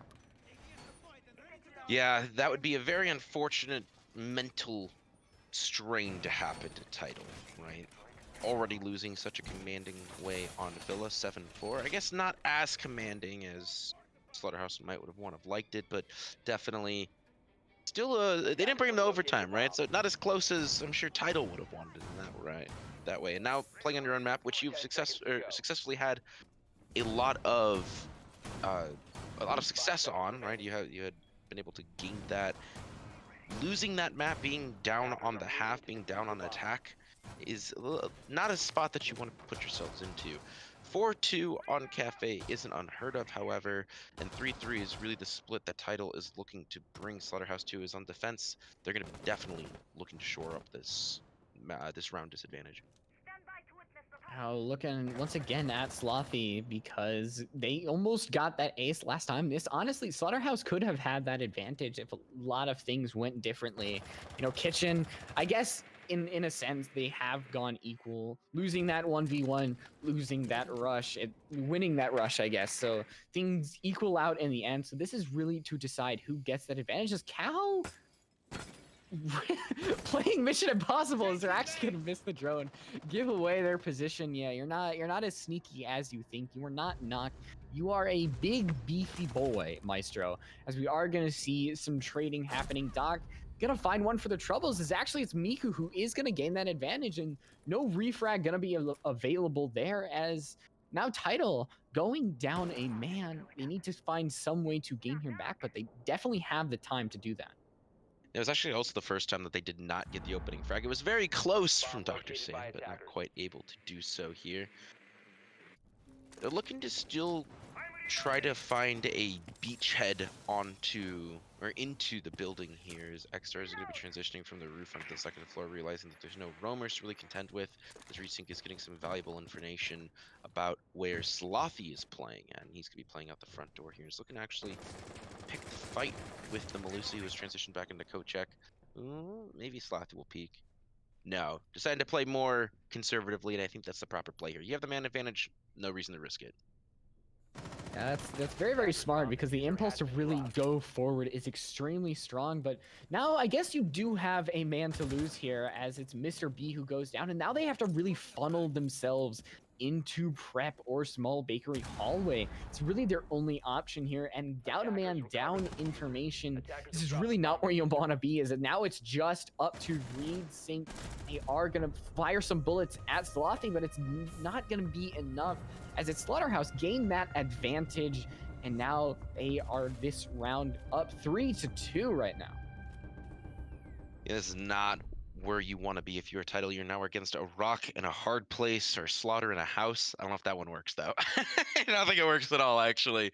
But we're gonna be seeing a new site here. Slaughterhouse is looking to bring us to the Reading Fireplace hold. Reading Fireplace has been utilized significant amount more since the update. I would say over the course of the last few months, especially the last half of the previous competitive split, been seeing a lot more. I would say different approaches taken to the Reading Fireplace hole. Typically, you make a lot of feet holes between the two sites that kind of prevent attackers from just Attackers need to running locate straight and up through the defuse bombs. hallway. But I've been seeing a lot more of a roaming strategy taken to more aggressively hold the pillars area. So we'll kind of have to see what Slaughterhouse is looking to do. But this is a very crucial round because this decides, are we going 3-3 into the split? Are we going with a Slaughterhouse advantage, and a pretty hefty one at that here in Cafe. I mean, you mentioned the roam, and I honestly do expect that from Slaughterhouse. They've been very roam heavy. They've made sure to spread out all of their members across the map, and even though they have Miku on the Clash, 10 seconds that's to really insertion. going to assist that roam game for sure, able to help Slothy, able to help 5 Doc, seconds because left. the goal is really to hold the third floor. You can tell with the amount of reinforcements, what they're dedicating up here, that if they can hold this third floor really well, then this round should go perfect for them. And they want to get this round really bad. It should propel their attack so good. We're going to be seeing the attack here from Tidal, opting more for a third floor strategy, which plays right into Slaughterhouse's current defense, as they are actually holding the top floor incredibly heavily here, committing a lot of resources and using the Clash of Miku very effectively. I'm trying to prevent the attackers and positioning them very effectively, trying to prevent the attackers from kind of running straight inner to the player that's playing on Pixel and kind of choke him out. Here, though, we see X-Star and the rest of the team droning and trying to get as much information Bomb as located by possible, attackers. realizing that mining is mostly free. There's not really any attackers sitting down there right now. It might allow them a quick position down the stairs to the second floor. No, they're not going to go to mine. They're going to stay up here with the third floor, and they're going to gain that advantage, taking out Doc. Now they're going to force Miku to take on this aggressive play. And I mean, Clash, she does have that SMG, but it's really not something you want to engage, especially against something like the R4C or the M762. But oh, they're not going to win that engagement at all. And it takes a lot of this defense out. Clash is a huge integral part of that reading defense when teams choose to commit it. So now it's a 3v5 title. They do lose some HP, but as we've seen earlier, HP might mean nothing. But there we go, able to find 2 is Slothy, and that could be enough to change the round, even though they did get refragged, especially because Burnt Turkey evens it up on the resync. I don't think Tidal, and I definitely wasn't expecting it. I don't think they were expecting 4 people to be sitting up on this third floor here. As Slaughterhouse opted for an incredibly aggressive strategy and now forcing the attackers from Tidal to make a move here. And Packrat's going to make it, and he's going to lose. Blinking first up against Cal, and Burnt Turkey grabs the last one for themselves. Slaughterhouse going into the half 4-2, and this is not the Tidal on Cafe that we want to be seeing.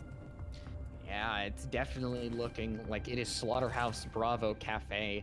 And we're swapping over. They have that advantage, but we've talked about how the advantage that Tidal got last map was definitely that defensive side. They gained 3 out of the 4 rounds on the defensive side. So if anything, if it's the time to really change anything and change momentum, it's going to be on this defensive side, right on over to Kitchen. And yes, they're bringing the Echo. That is what I love to see, especially with Mr. B. They're bringing the Kaid, the Smoke, and the Vigil of Dr. Sam. So a lot of that roam is going to be on Dr. Sam, going to be dedicating a lot to making sure that he doesn't get droned out. I mean, they have the Yana, so a Yana clone is actually does get blinded by that Vigil scanner. So that's a very, very important utility that can be used well depending on where Dr. Sam plays, how they want to, do they want to dedicate a lot to that third floor like we saw Slaughterhouse Bravo do. I hope to see some more conservative plays from Dr. Sam, as we saw in Villa, looking for those aggressive peaks, those aggressive positionings, trying to get an early opening frag. It never really went his way, as he had a rough Villa. His Cafe is not looking incredibly better, though. As you just said, we are under the defensive side now, so he has time to shore up his KD at the very least. The setup here from Tidal, not 5 looking seconds to really to mess insertion. around with the third floor too much, or at least not yet. Ah, there's Reed. He's kind of quickly moving up the Attackers are red moving stairs to here, defuse trying the to get an bomb. aggressive position. Yep, and they're getting themselves up there. They have brought the Kaid and the Echo. We saw the Echo previously, and I know that you're a big fan of the Echo play, so it's nice to see the operator make a return. It is going to provide a second shield for the team, as there's not going to be a Goyo brought here, anything like that. It is going to just be the smoke. We're not seeing that as aggressive third floor take from Slaughterhouse Bravo. They're taking a little bit of their time. They might get there eventually, but it might take a time just a little bit to warm up. Their engine is very big, but they've got to put a lot of gas into it. But once it gets going, it is going to absolutely mow you down. We're about a minute into the round, so things have taken their time to really get into place. We do see Reedsync on that second floor. Still see on that third floor. Actually, Dr. Sam going down to the second floor. So third floor actually is Slaughterhouse's Bravo's territory, but how long are they going to realize that? How long do they know that they can really move on down, take care of Pack Rat, Reedsync, and Dr. Sam, who all are on that second floor?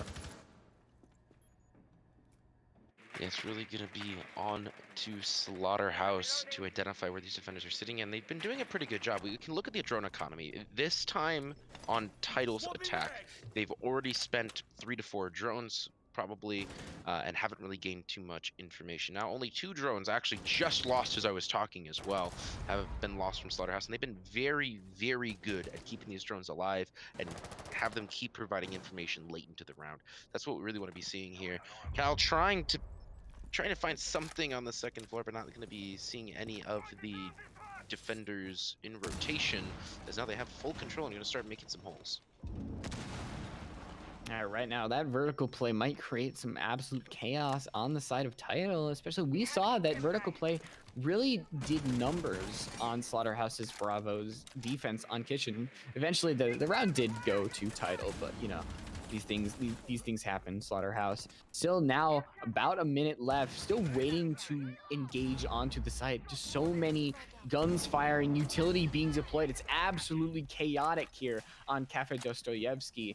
And right now, we just need one pit to really open up this round for either team. Slaughterhouse Bravo getting in position, slowly engaging onto the side as Attackers have nobody's on that located a eastern bomb. side to really repel them.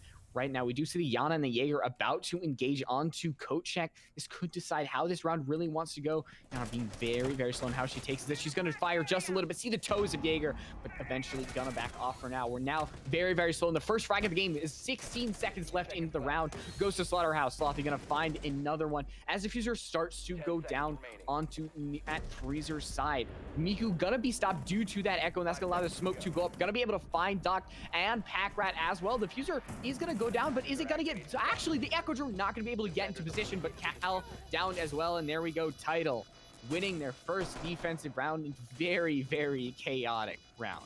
A slightly stressful positioning if you are an Echo player in that situation. I'm sure you can relate. Going to the rooftop, suddenly realizing that you can't actually see where you want to shoot at, and having to force to retract there. Thankfully, X-Stars is in position to shore up that round.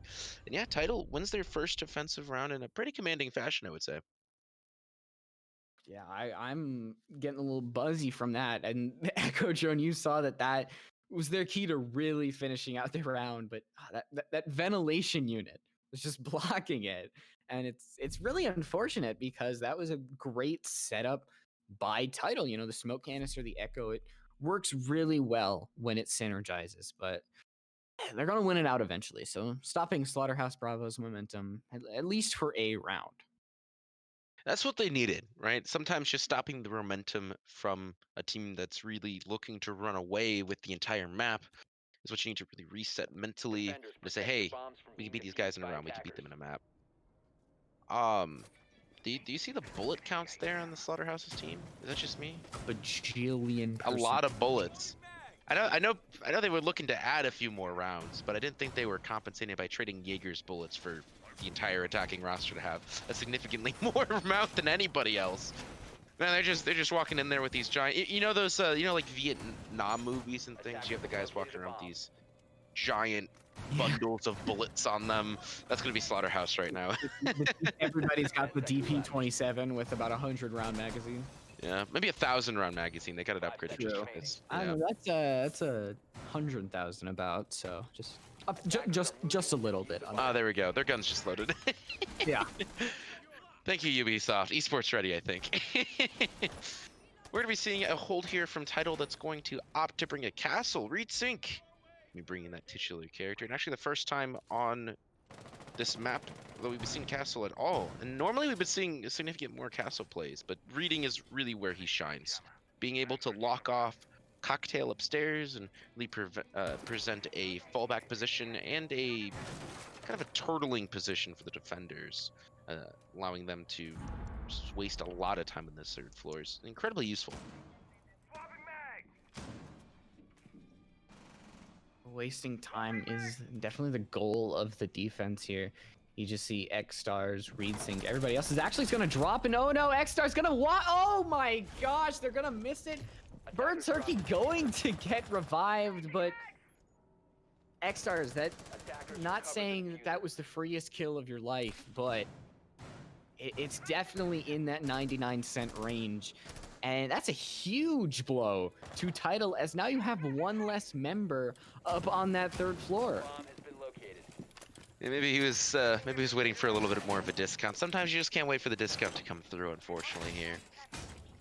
That's going to be an opening frag from Slaughterhouse, as they are looking to really transition this kill into an entire round. We've seen them successfully do that previously, so I would not be surprised if this kind of comes a similar route here, as they are very quickly maneuvering downstairs, just avoiding players entirely. And Miku actually finds the head of a friend there. Sloth is taken down as Reed Sync takes down Burnt Turkey.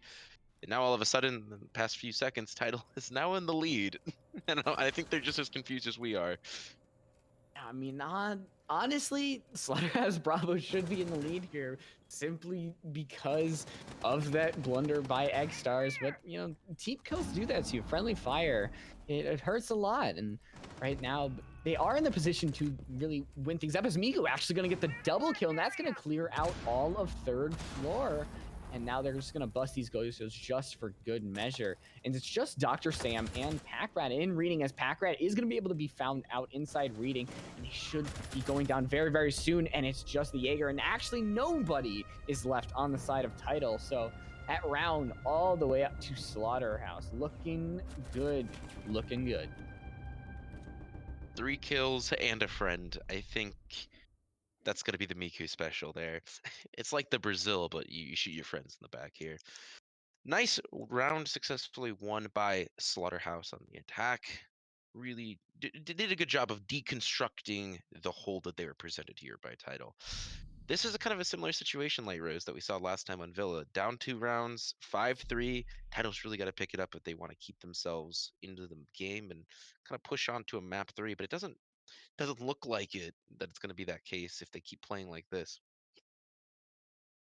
And we might see a little bit of a repeat of Villa, you know, Tidal possibly winning one more, and then Slaughterhouse just finishing it off 7-4. But you know, it's not over for Tidal. They for sure have a shot at coming back, and it's gotta start with this reading room win.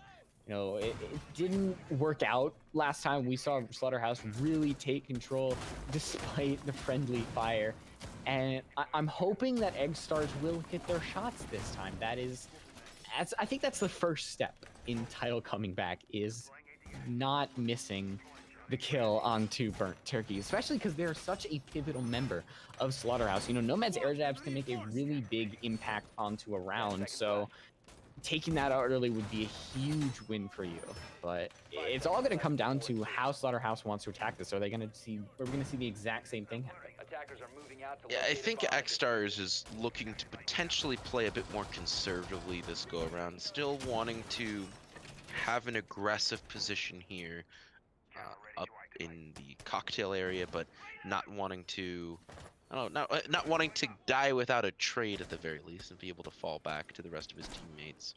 He's going to be careful, as I would expect them to be expecting him at this point. Yeah, expecting to be expected is one of the worst things you could possibly have. Puts a real sense of paranoia, and something that Siege does a great job at. It's the fact that an enemy could be around any corner. It's why drones and intel are so important to these attackers. And I believe they were able to give the position of X Stars away. And right there, Miko's drone not going to actually spot them just for now, but it is going to be able to be taken out as X-Stars still not going to find the head of Burnt Turkey. It's painful. It's Well, very, very painful to see. it's nice to see the readjustment though, where X-Stars, while not getting the kill, is able to successfully back off, not give the opening frag, just away to Slaughterhouse. You don't want to deliver to them on a silver platter like they did last round. Attackers So have it's going to see him located kind a of bomb. fall back to pillars, now presenting more of an obstacle here for the defenders, as I'm not sure if Doc is really aware of where X-Stars is currently sitting. Swing is potentially going to come through. No, he's just not wanting to deal with that smoke. I'm not even sure if he's aware of the aggressive plays here from pillars, and he is not. Doc is going to swing, able to get one for himself as Packrat quickly picks up the refrag there. X-Stars going to fall, but refragging, the refrag comes through, so his cost is definitely safe. Miku grabs up a kill for himself, downing Packrat. And Miku has been on fire these past 2 rounds. Very dangerous player currently that Tidal's going to have to deal with. Dr. Sam does down Slothish, but now we're looking at a 3v3. Yeah, it's a 3v3 that puts a lot of pressure onto Slaughterhouse Bravo, especially because look on that 3rd floor, it's Mr. B, and somebody's on that 3rd floor, and that position is going to be given away. So just an engagement happening here. This crossfire could be really big, but you hear that Nomad air jab, and Mr. B going to be able to win that engagement against Burnt Turkey, and that gives Tidal a huge advantage. Now, Sight is actually in Slaughterhouse's Bravo's control, but looking all around, you see Miku has absolutely no idea where anybody is. They're paranoia, but sadly, it is going to be Cal that wins it out, and it's a 1v2. It's Miku versus ReedSync and Mr. B. 30 seconds left, match point on the line, and there might be going for a plan here as Diffuser is in their control. They know that somebody is up on that top floor, as Mr. B is going to drop right over to that reading room door, and not going to be able to take out Miku as that Diffuser goes down. Pushing towards that bomb chassis, he has ReedSync to his south, and he's got Mr. B to his left, and that proximity alarm is going to give the position away to Miku, and absolutely no shot at winning that out. A triple kill in Tidal. 5-4 here. Yeah, it's rough when you have to look in 2 spots at once. And unfortunately, Miku looked right when the opponent was left. Hate to see it, but it's going to put Tidal into a position where they're looking to really shore up this round difference. 4 rounds to their name now. Again, very similar to where we added Villa, and last time they weren't able to really muscle their way through the end. But attacking onto Cafe is completely different than defending on Villa. So I think Tidal is going to have a better go about it, especially if they keep playing like they did there, which is a lot of more rotations and a lot more conservative plays. Yeah, but the thing about reading is it does give you that chance for a lot of rotates. You know, you've got reading room door jumping down from the 3rd floor. You've got into laundry. You've got white stairs. You've got train. You've got mining. You've got the hatches. There's so many areas in which you can get in or around the site. And kitchen, it's going to be a little different. We're still seeing that Echo and Cayenne in play. And that was a good job by Tidal last round. We saw them win it out despite the Echo drone having blocked by the ventilation unit. So if Tidal's able to equal this on up, then they should be looking very, very good, as the sites really should open on up to them. 3rd floor should go their way, and even after that, reading room should help as well. So this is a very influential round that can happen. Slaughterhouse can go on match point and increase their lead by 2, or Tidal can even this on up. And all these rounds really start to matter as we get into the late game. They really do. They really do. Couldn't have said it better myself here. Going back to Kitchen, last time that we saw Slaughterhouse defend on Kitchen, they took an unfortunate loss to Tidal. And it's kind of been a string of win around, lose around, win around, lose around on sites that they are relatively familiar with. So this go around, they're really going to have to kind of focus on identifying where these roamers are going to be. And Dr. Sam is going to be a very crucial part of Tidal's defense here, and Slaughterhouse needs to kind of get rid of him early. He wasted a lot of time previously, and he's looking to do the same this time. Wasting that time. If Dr. Sam really can do that, then they've definitely done their job. Is that's really what the roamers is. Not even just to get kills, it's really just to waste so much of that time. Tidal, they're really taking a page out of Slaughterhouse's Bravo book, being very, very aggressive with how far they play. And although we aren't seeing Dr. Sam up top, we're seeing them once again back in Arena Room. We saw them last time, actually, we were on Kitchen. This is exactly where Reed Sink and Dr. Sam played, and it didn't end up well for them as the members of Slaughterhouse Bravo just absolutely took control. Right now, oh, these drones coming in from Cal. We might see Dr. Sam walking into right to the fire of Cal, and there we go. The first kill of the round going over to Slaughterhouse Bravo, and it's Reetzing actually not going to be there for the refrag. And this is what I was talking about. Dr. Sam falling early is going to put Slaughterhouse in a really good position here, although Dr. B very quickly shoring up the loss of manpower. So he's going to be downing Cal in response. And that is going to put them in a little bit better position as the charges start blowing right above their heads. We're not going to probably seeing any big plays outside of a potential, I would say, roam up from Pack Red. He's currently sitting in small bake right now, looking to potentially get a kill in his position. They actually have a lot of players on this side of the map looking to refrag each other's read sync. Again, this power position just in co-check is, oh no, Slothy. We've seen this song and dance before. I know how this is written. Yeah, I did think that was Slothy. Did not know they put the Gemini on. I was definitely questioning that decision, but they know that the Jaeger is somewhere near there. So if they can play this really well, and Pack Rat, this is when, as an observer and caster, you know that something is just off. And Slothy gonna be able to get Reed Sync, so that is that Jaeger off.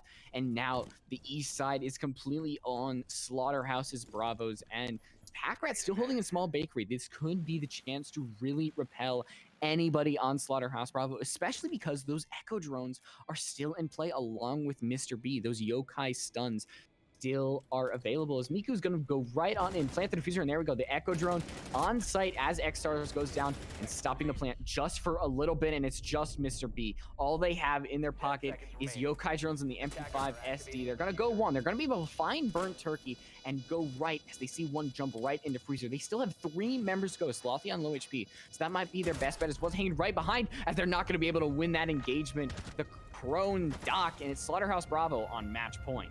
He did a double take there because he thought it was a body. And I think we've all been there previously. Good plays here from Slaughterhouse. That attack is exactly what they needed to continue this, consider their dominance here on the defensive half. And now we're on match point, 6-4. We've been talking a lot about how this looks like Villa, but man, Light Rose, this really does look like Villa here. I mean, it just seems that we're seeing this repeating over and over again, and Slaughterhouse seeming that they really want to take it all the way, but actually going to third floor, they're going to keep the Echo and the Kaid. So Echo, I'd love to see how Mr. B chooses to utilize this. They've actually been the last one alive on Kitchen both times in a row, and that's really what you need on an Echo. They need to stay alive. They need to have the ability to use their yokais, especially because as of now, the ability to use your drone's special powers like this Maestro's lasers, these yokai stuns aren't in the game just yet. So you need to make sure you are still alive as a C4. Misclick with that. I don't think that's what happened there with Reed Sync. You alright, Reed Sync? You okay? You doing alright? You need to talk. The difference between that and Impacts is it is just the button, but a C4 requires. There was intent. Yes. There was intent. Maybe they're trying to open up the vertical hole right near there, making sure that there's a hole in there, as there's no impacts, but Pack Rat still has that shotgun, so I don't know. Well, maybe we'll see some absolute big brain plays. I'm prone to say calculated more than a mistake, so let's see, Reed Singh. Maybe you got something up your sleeve for us here. Gonna be a cocktail hold yet again upstairs. Previously, Slaughterhouse had a mixed time attacking, but on the defense, we actually haven't seen this site at all. Tidal's gonna have to really identify where these defenders are currently sitting at. It's not too different, but there is some roaming that's happening from X-Stars as he is gonna try to run back upstairs to site, but making sure that he is seen on that second floor, so that Slaughterhouse is gonna be, so Slaughterhouse is gonna be very careful about how they approach these stairs.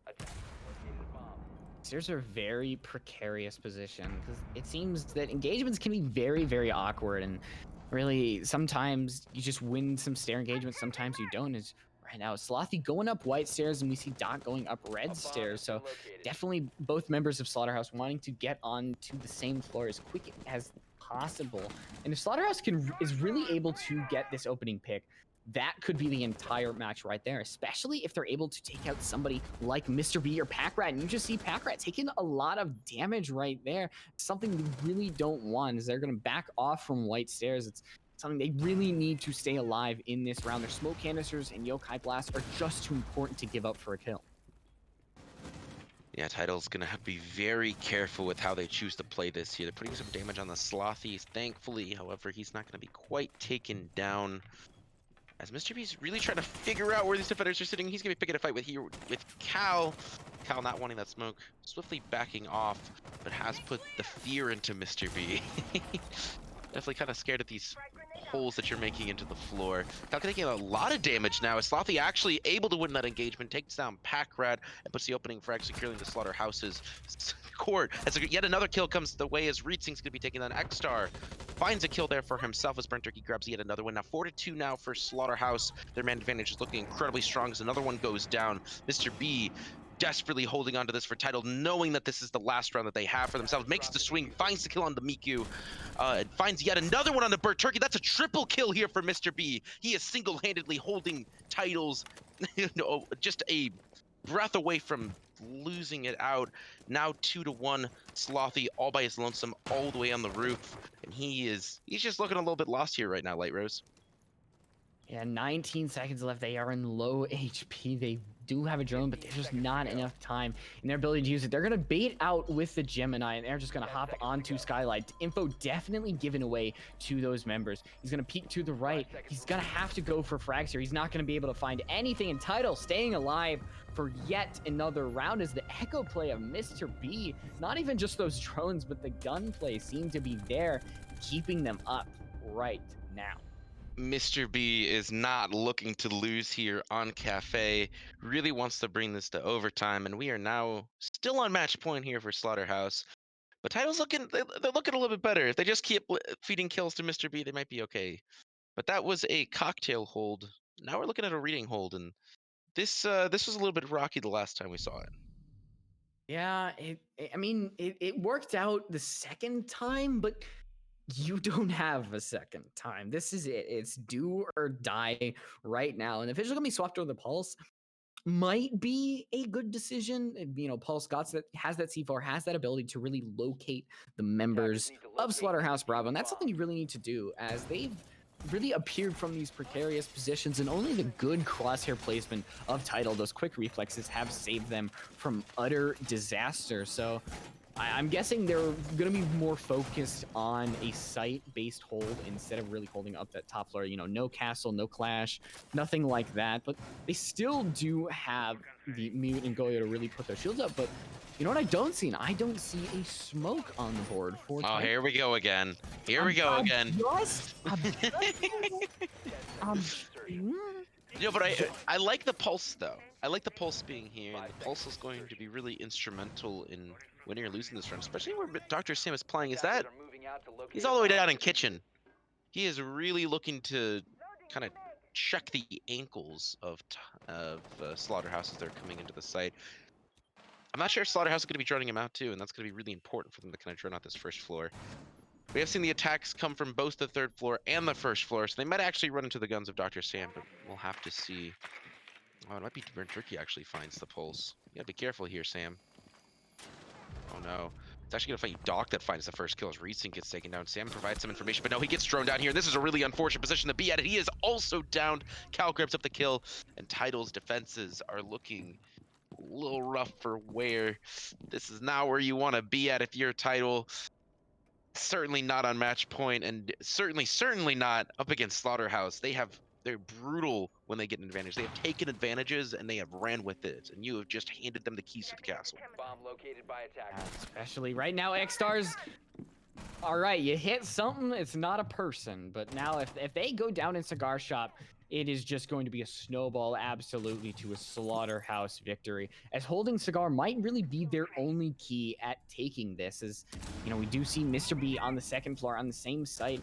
If one person on Tidal can find a frag, then this could be the opening of the comeback here from Tidal. But still, they're being so very sneaky. And right now, gonna actually, I thought Pack Rat was close to not getting that as the slow magazine SMG11, but they're gonna look the wrong way. And Burnt Turkey getting that up. It's a 3v2. It's Burnt Turkey, Slothy, Cal versus Mr. B and X-Star, and 6v5 match point. Slaughterhouse Bravo having that map advantage. So this is it. This is all the way do or die. 1 minute left, and Slaughterhouse actually does not have the diffuser in hand, so they aren't really ready to go for this plant yet. Just now is Slothy getting diffuser, and right now we are ready to see some crazy plays happening.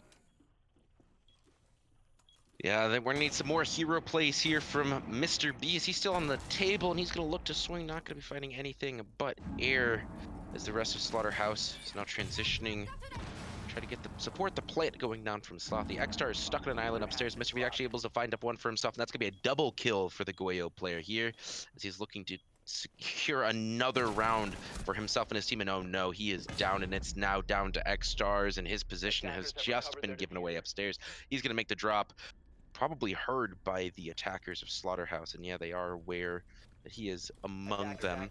Plant is gonna go down from Cal, and is all down to X-Stars. 1v2, very calmly pushing his way through mining.